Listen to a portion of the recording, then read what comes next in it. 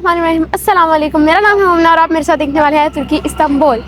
तो आज मैं जा रही हूँ आया सोफिया और अभी मैं मौजूद हूँ हलश में और यहाँ से हम जाएंगे आया Sophia.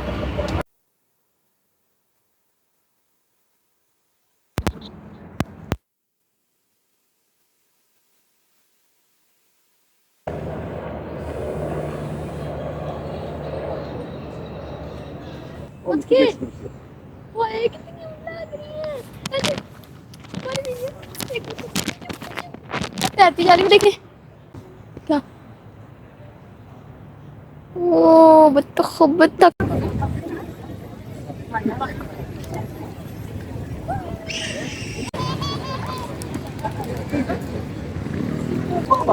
Oturup kalkan adam da beni tanır.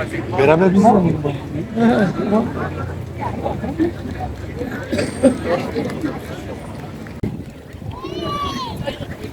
चुकी हूँ आया सोफिया में और यहाँ पर अभी जुम्मा हो रहा है और यहाँ पर बहुत रश है।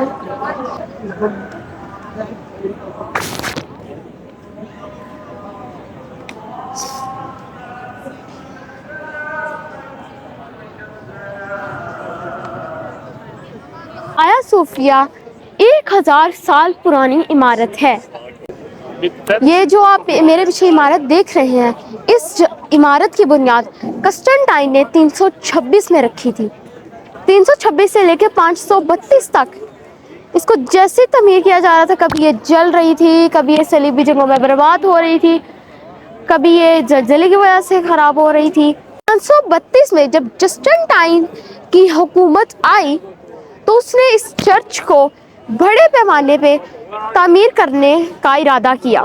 इस मस्जिद की तमीर में 10,000 मजदूरों ने हिस्सा लिया और इस मस्जिद की तमीर के लिए यूनान, इटली और दुनिया के जो सबसे महंगे मटेरियल्स हैं उनको मंगवा कर तो इसमें लगाया गया है और ज़्यादातर जो मटेरियल था वो ईरान और इटली से मंगवाया गया।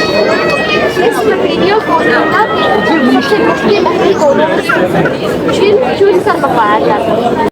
इस इमारत को इतने बड़े पैमाने पे इसलिए तामीर किया गया कि दुनिया की जितनी भी इबादत गाह हैं, जितने भी इबादत घर हैं, ये उन सब में से बेस्ट हो।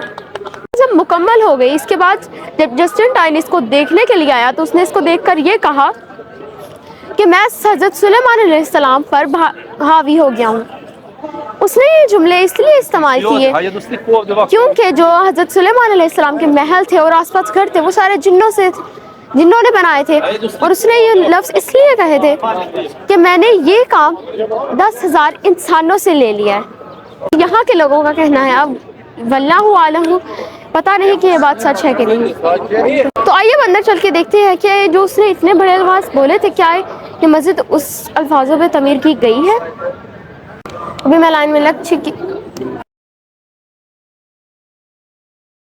तो अब फाइनली 1 घंटा लाइन में लगने के बाद मैं आ चुकी हूँ आया सोफिया के अंदर। तो ये है वो कब्र जिसके नाम पर इस जगह का नाम आया सोफिया रखा गया।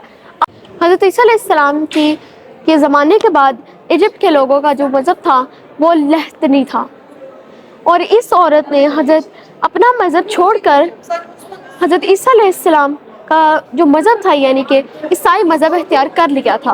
तो इधर इजिप्ट का जो बादशाह था उसने इसको बहुत टॉर्चर किया कि ये वापस अपने मज़हब पर आ जाए, लेकिन आया सोफिया ने ये बात नहीं मानी और वो टॉर्चर होती रही और इसी में उसकी वफ़ात हो गई। तो यहाँ का जो बादशाह था कंस्टेंटाइन, उसने अपने जो सिपाही थे उनको कहा कि तुम लोग जाओ और इसके जितने भी जिस्म के बाकियात हैं उनको लेकर आओ। तो वो ले गए और लेकर आए बाकियात। फिर उसने कहा कि उनको यहाँ पर दफन कर दो। तो इस कब्र के अंदर जो आया सोफिया है उसके जो जिस्म के बाकियात हैं वो दफन कर दिए गए।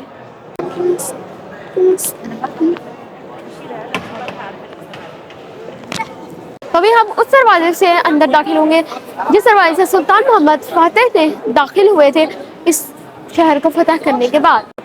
सुल्तान मोहम्मद फातिह ने इस शहर को मंगल को फतह किया था, लेकिन वो इस मस्जिद में जुम्मे वाले दिन दाखिल हुए थे और नमाज जुमा यहाँ अदा की थी।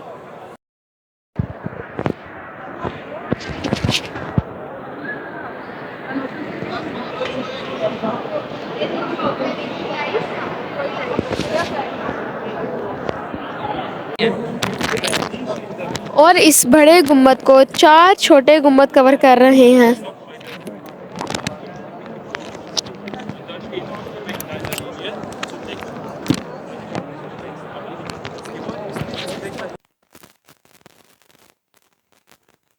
चौड़ाई 70 मीटर है और लंबाई 75 मीटर है।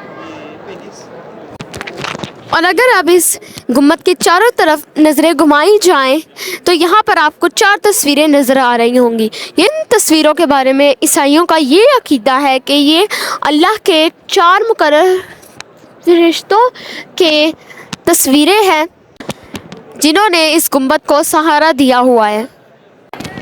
और ये जो 4 फरिश्ते हैं जिनका ये नाम लेते हैं, इनके नाम हैं जिब्राइल, इज़राइल, इसराफील और मिकाईल। और जब मुसलमानों ने इस शहर को फतह कर लिया और इस चर्च को मस्जिद का दर्जा दिया तो उन्होंने इन फरिश्तों के चेहरे ढांप दिए। हाल ही में 2009 में इनमें से एक फरिश्ते के चेहरे से वो रुमाल हट गया। इस फरिश्ते को कहा जाता है कि ये हज़रत जिब्राइल अलैहिस्सलाम है वो जगह जहाँ पर रोमन बादशाहों की ताजपोशी की जाती थी। तस्वीर देख पा रहे हैं, इन वाइट पर्दों के पीछे जो तस्वीर है वो हज़रत मरियम अलैहिस्सलाम, हज़रत ईसा अलैहिस्सलाम की है। हज़रत मरियम अलैहिस्सलाम की गोद में हज़रत ईसा अलैहिस्सलाम है और वो एक कुर्सी पर बैठी है और जस्टिन उनको ये कॉलेज से गिफ्ट कर रहा है। मुसलमानों ने जब इसको फतह किया तो उन्होंने यहाँ पर 8 लोहात लगाए।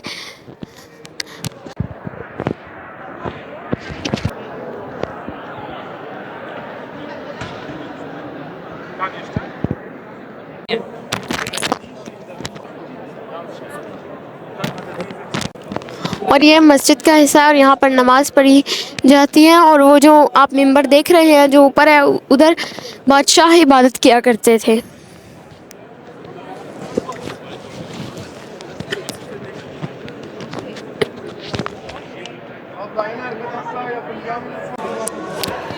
तो ये है वो तस्वीर पर्दों के पीछे देखी थी।